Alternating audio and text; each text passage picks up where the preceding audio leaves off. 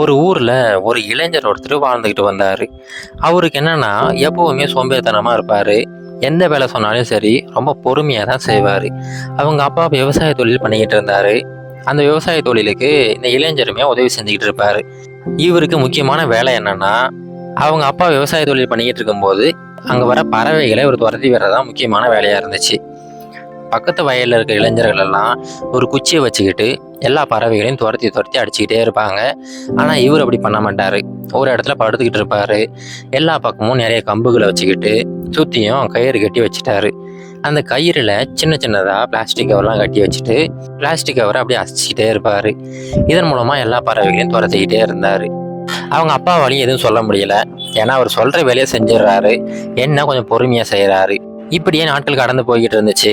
அங்க இருக்கிற எல்லாருக்கும் தெரியும் இவர் ரொம்ப சோம்பேறித்தனம் கொண்டவர் அப்படின்னு சொல்லிட்டு. அவங்க அப்பாவுக்கு தான் ரொம்ப கவலையாயிடுச்சு. நம்ம போனதுக்கு அப்புறமா இந்த குடும்பத்தை எப்படி காப்பாற்ற போறாங்க அப்படின்னு சொல்லிட்டு எப்பவுமே அந்த யோசனையிலே இருந்தாரு. இப்ப அவர் எதிர்பார்த்த அந்த நாளுமே வந்துடுச்சு. அவர் திடீர்னு நோய்வாய்ப்பட்டு படுத்த படுக்கை ஆயிட்டாரு.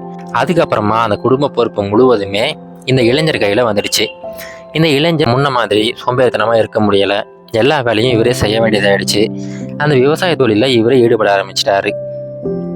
இப்போ என்னன்னா, அவங்க அப்பா மாதிரி அந்த அளவுக்கு திறமையா இவரால் பண்ண முடியல. கொஞ்சம் கொஞ்சமா அந்த பயிர்கள் எல்லாம் காய ஆரம்பிச்சிருச்சு. அதை பார்த்துட்டு இவரால் கவலைப்பட மட்டும் தான் புரிஞ்சிச்சு. அதுலேருந்து எப்படி மீண்டு வர்றது அப்படிங்கிற விஷயம் இவருக்கு புரியவே இல்லை. இப்படியே ஒவ்வொரு நாளும் அந்த விவசாய தொழிலை பார்த்துக்கிட்டே இருக்கும்போது ஒரு நாள் எல்லா மக்களும் ஒரு இடத்துல கூடி இருக்கிறாங்க. என்னன்னு தெரியலையே அப்படின்னு சொல்லிட்டு இவரும் போய் பார்க்குறாரு. அங்கே போய் பார்த்தா ஒரு படை வீரர் ஒருத்தர் ஒரு அனௌன்ஸ்மெண்ட் பண்ணிக்கிட்டு இருக்கிறாரு. என்ன அனௌன்ஸ்மெண்ட் அப்படின்னு சொல்லிட்டு இவரும் கேட்டுக்கிட்டே இருக்கிறாரு. அது என்னன்னா, இங்கே பாருங்க, நம்முடைய மன்னர் ஒரு போட்டி ஒன்று வைக்கிறாரு. அந்த போட்டியில் யார் வெற்றி பெறாங்களோ அவங்களுக்கு ஒரு பெட்டகம் நிறைய தங்க காசுகள் பரிசா வழங்கப்படும் அப்படின்னு சொல்லிட்டு ஒரு அனௌன்ஸ்மெண்ட்டை எல்லாரும் முன்னாடியும் வைக்கிறாரு. அதை கேட்டுக்கிட்டு இருந்த அந்த இளைஞருமே கண்டிப்பா நானும் கலந்துக்க போறேன் அப்படின்னு சொல்லிட்டு எல்லாரும் முன்னிலையிலையும் சொல்றாரு. இதை கேட்ட எல்லாரும் சிரிக்க ஆரம்பிச்சிட்டாங்க. ஏன்பா நீயே ஒரு சோம்பேறி, உன்னை வீட்டு வேலைகளை சரியா பண்ண முடியாது, நீ எப்படி இந்த காம்படிஷன்ல ஜெயிக்க முடியும் அப்படின்னு சொல்லிட்டு எல்லாரும் சிரிக்க ஆரம்பிச்சிட்டாங்க. ஆனா நான் கண்டிப்பா கலந்துக்க தான் போறேன் அப்படின்னு சொல்லிட்டு அங்கிருந்து கிளம்புறாரு. அவங்க வீட்லயும் சொல்லிட்டு, நான் இந்த மாதிரி அரண்மனைக்கு போறேன், அங்க இருக்கிற அந்த போட்டியில கலந்துக்க போறேன் அப்படின்னு சொல்லிட்டு கிளம்புறாரு. அவங்க வீட்டு உறுப்பினர்களுக்கு இவர் மேல நம்பிக்கை இல்லை. சரிப்பா போயிட்டு வா அப்படின்னு சொல்லிட்டு எல்லாரும் சேர்ந்து அனுப்பி வைக்கிறாங்க. அரண்மனைக்கு போறதுக்கு கிட்டத்தட்ட 3 நாட்கள் ஆகும். இவர் சீக்கிரமாவே கிளம்பிட்டாரு. ஒரு வழியா 3 நாட்கள் கழிச்சு அந்த அரண்மனையை போயிட்டு ரீச் ஆகுறாரு. அங்க போய் பார்த்தா அந்த நாட்டுல இருந்து ஏகப்பட்ட பேரு அந்த போட்டியில கலந்துக்கிறதுக்காக வந்திருக்கிறாங்க. எல்லாரும் பாத்தீங்கன்னா அவ்வளோ பெரிய பெருசா இருக்கிறாங்க. எல்லாரும் ரொம்ப கட்டுக்கோப்பா உடம்ப வச்சிருக்கிறாங்க. ரொம்ப ஆஜான பாகுவா இருக்கிறாங்க. அதையெல்லாம் பார்க்கும்போதே இவருக்கு பயமா இருக்குது. ஆனா எந்த பயத்தையும் வெளியில காட்டாம இந்த போட்டியில கண்டிப்பா கலந்துக்கிட்டே ஆகணும் அப்படிங்கிற ஒரே முடிவோட அந்த போட்டியில கலந்துக்கிறாரு. இப்போ முதல் போட்டி என்ன அப்படின்னு சொல்லிட்டு அவங்க முன்னாடி சொல்றாங்க. அது என்னன்னா, அவங்க முன்னாடி இருக்கிற அந்த ஏரியை எல்லாரும் கடந்து அந்த பக்கமா வரணும், இதுதான் முதல் போட்டி அப்படின்னு சொல்லிட்டு சொல்லி முடிச்ச உடனே 1 2 3 சொல்லி போட்டியை ஆரம்பிக்கிறாங்க. 1 2 3 சொன்ன அடுத்த செகண்டு எல்லா போட்டியாளர்களும் அந்த ஏரியில எகிரி குதிச்சுட்டாங்க. எல்லாருமே ரொம்ப வேக வேகமா நீந்திக்கிட்டு இருக்கிறாங்க. இப்போ இந்த இளைஞர் பாக்குறாரு, அந்த ஏரி ரொம்ப பெருசா இருக்கு. கண்ணு கெட்டின தூரம் அந்த கரையே தெரியல. இப்ப என்ன பண்றது அப்படின்னு சொல்லிட்டு யோசிக்கிறாரு. இவரால அவ்வளவு தூரம் நீந்த முடியாது. சரி, இவங்க போட்டியில் என்ன சொல்லியிருக்காங்கன்னா, இந்த ஏரியை கடந்து போகணும், இது ஒன்றும் நீச்சல் போட்டி கிடையாது. அதனால பக்கத்துல இருக்கிற காட்டுக்கு போயிட்டு வேக வேகமா 2 காஞ்ச மரத்தை எடுத்து ஒன்னா கட்டி ஒரு படகு தயார் பண்றாரு. ஒரு துடுப்புமே எடுத்துட்டு வந்து அந்த ஏரியில போட்டு அப்படியே படகை ஓட்டுற மாதிரி அப்படியே வேக வேகமா அந்த படகை ஓட்டிக்கிட்டு ஒரு வழியா இக்கரைக்கு வந்துட்டாரு. அவருக்கு முன்னாடியே 2 பேர் அங்க போயிட்டாங்க. இவர் 3வது ஆளா அங்க போய் சேர்றாரு. அந்த போட்டி விதிமுறைப்படி முதல்ல வர அந்த 3 பேர் மட்டும்தான் அடுத்த போட்டிக்கு தகுதியாவாங்க. இப்போ முதல் போட்டியில வெற்றி பெற்ற அந்த 3 பேருக்கும் 2வது போட்டி என்ன அப்படிங்கிறத அடுத்த நாள் தான் சொல்லுவோம், நீங்க போயிட்டு வாங்க அப்படின்னு சொல்லிட்டு அனுப்பி விட்டுறாங்க. உடனே எல்லாருமே கிளம்பி போயிடுறாங்க.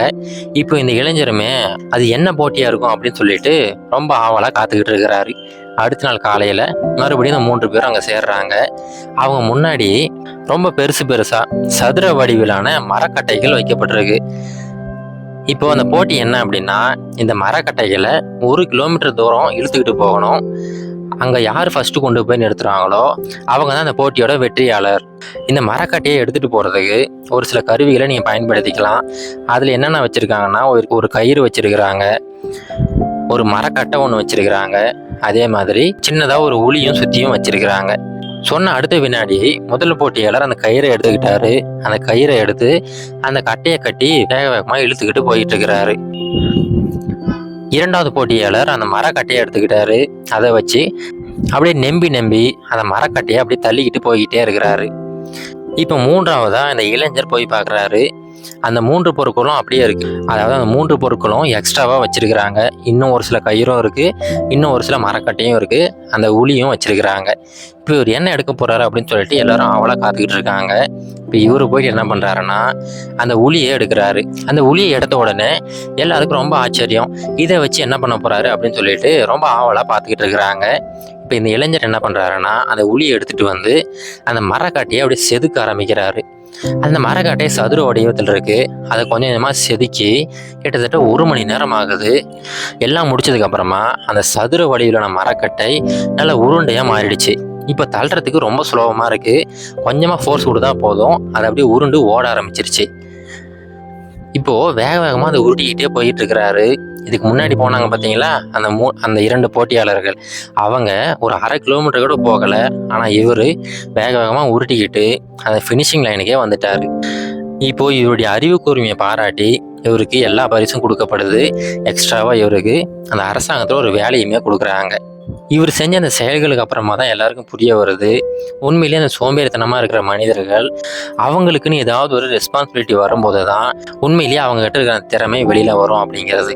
இப்போ அந்த கதையில் வந்தது போல தாங்க, அந்த சோம்பேறித்தனமாக இருக்கிற மனிதருக்கு அவங்க குடும்ப பொறுப்பு கையில் வந்ததுக்கப்புறமா கண்டிப்பாக வாழ்க்கையில் வெற்றி பெற்று ஆகணும் அப்படிங்கிற அந்த சூழ்நிலை உருவாயிடுச்சு. அதனால் அவர் கஷ்டப்பட்டு அந்த போட்டியில் ஜெயிச்சு அவங்க குடும்பத்துக்கு தேவையான எல்லா விஷயங்களையும் செஞ்சார். இது போல தான் இப்போ நிறைய மனிதர்கள் ரொம்ப சோம்பேறித்தனமாக இருப்பாங்க. ஆனால் அவங்க சோம்பேறியாக இருக்காங்கன்னு சொல்லிட்டு கண்டிப்பாக தவறாக எடை போட்டுறாதீங்க. அவங்களுக்குமே இந்த ஸ்பார்க்குங்கிறது தேவைப்படுது. அது எந்த விதமாக வேணால் இருக்கலாம்.